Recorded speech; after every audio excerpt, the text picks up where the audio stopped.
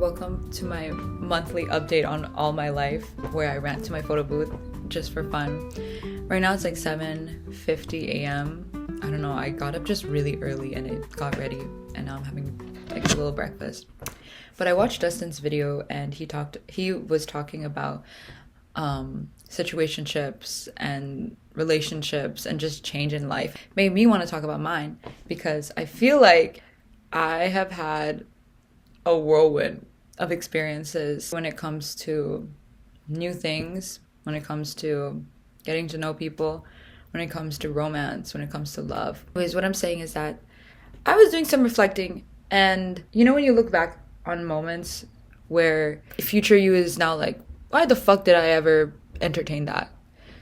Not in a mean way, just know in your right head that it just seems so off. Why I'm thinking about this is because Dustin in his vlog, he was talking about being rejected.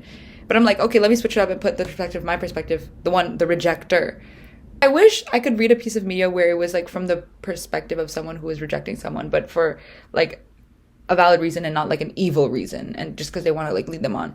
Because truly, sometimes when you're getting to know someone, you don't know things about them. So you want to learn, right? You want to learn who they are, how you work together, and sometimes they have a romantic projection onto you.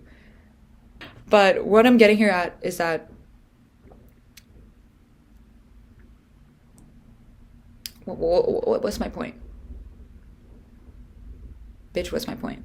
Okay, I was like looking at my last video and I think I have more to say and like a better way to explain what I was trying to say. Just because it's pissing me off, the fact that I keep on going on tangents and I never finish my sentence properly. I think the idea that I'm trying to uphold is the fact that you're rejecting someone and you guys are in the dating stage. I think it's a perfectly normal reaction because you don't know each other and you're getting to know them. It's a true show of character if you can feel in your heart that they're not for you, and then the moment that you do feel that, you be honest and open about it. You don't want to reject the person. Know that it's better to be honest than to be a liar. I think this also follows the taxi cab theory, which I think that I am an active denier of. I hate that theory.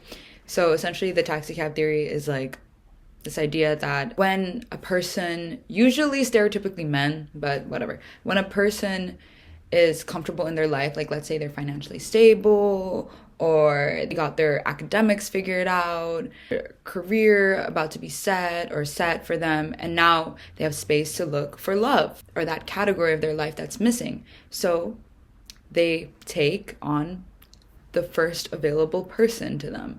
Like a taxi, you just you just wave on the street and whichever taxi comes first, you just get in, you just hop in, go to your destination. The reason why I hate this theory, it takes the beauty out of really finding like your person, or simplifies love to a way that's like whatever's most convenient. And I hate that. I don't want to be convenience. I want to be the thing that you yearn for, like not your convenience. Which I think is very opposite to how I function, because I'm all about the feeling, the emotion on a level like so much deeper. I don't just accept any love into my life in terms of romantic partner. Like I think that I'm very particular on who I choose, but that's not to say that the person that you choose has to be perfect, because I think we are conditioned maybe by social media, maybe by a lot of other things, maybe by just like projected realities, that love is supposed to be perfect, that the person that you're with is supposed to be amazing all the time. And I feel like it's a greedy mindset to always expect a perfect version of your partner who will see you be there in the most perfect ways, because that's just not true. I think conflict is a part of the relationship, is part of a healthy, normal, deep connection. Because when you know someone deeply and when someone knows you deeply, you're gonna get hurt. But that doesn't mean that it's like the end of the world. Like that's the point of a relationship, is like working it out together. And you can't have love without commitment, and you can't have love without time. That's just my 2 cents. And I was thinking about it was that when I was not feeling the same way for the people who did feel a certain way towards myself, I felt a lot of different things. Like I felt guilty. I felt like confused as well, because I'm thinking they're great people. I don't dislike them, but I just don't. I already know that I don't foresee the future. So it made me think, like, am I being like too picky? Am I being too much?